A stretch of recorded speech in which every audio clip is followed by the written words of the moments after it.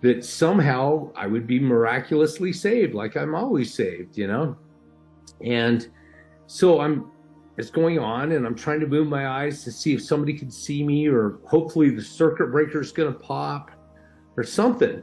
And none of that happens, and it just keeps going. And then I could see black smoke billowing out of my mouth. I remember where I said I couldn't move at all. And I remember looking up into the light, and I could see this light streaming down from above. And even though I couldn't move, so it was my spirit that kind of looked up, and I saw the light, and it was the most beautiful light I'd ever seen.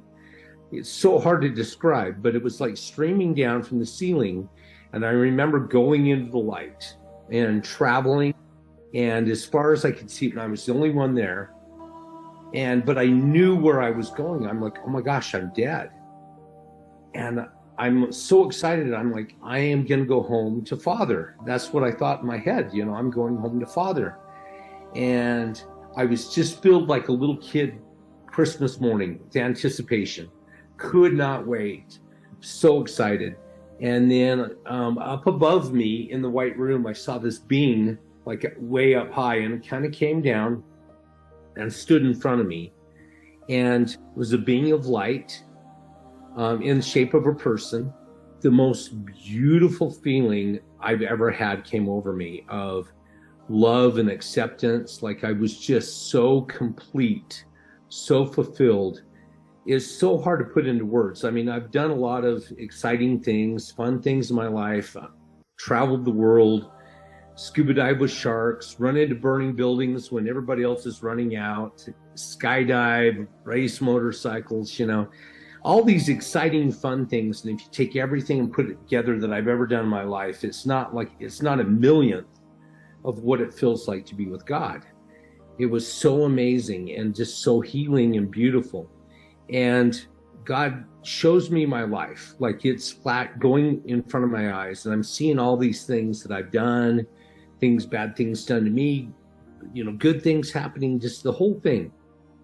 And the curious thing was, I grew up in a very religious home, very judgmental too. And I always thought of myself as a bad person because I wasn't perfect.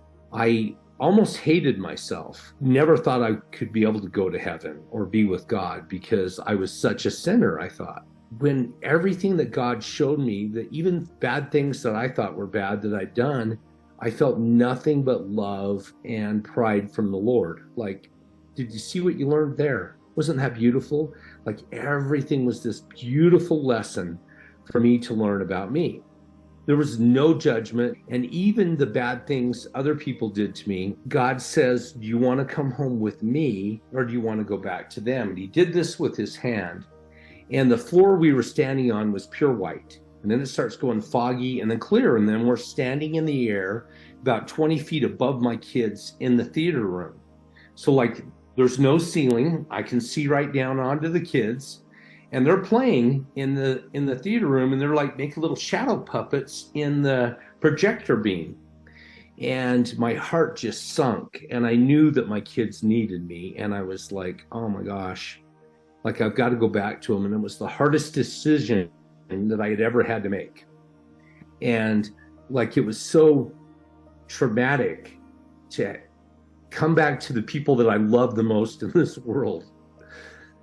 So hard to decide to come back and be with them and leave God. Like it just was so hard to leave. But I chose to, and God said, okay, I will see you again. And I thought I was going to get like a high five or a pat on the butt. So go get them, Tiger, get back in the football game, No, it was like getting hit by a truck. So instantly I'm back in my body, right? I think the biggest lesson that I got out of all of this, number one, that God loves you unconditionally. And number two, the most important thing that God taught me was how to love and forgive myself. And the biggest thing that I can share with people is God loves you. God forgives you. You are perfect, but yet we're human. We've got that corroded side of the coin that just comes along with having this body.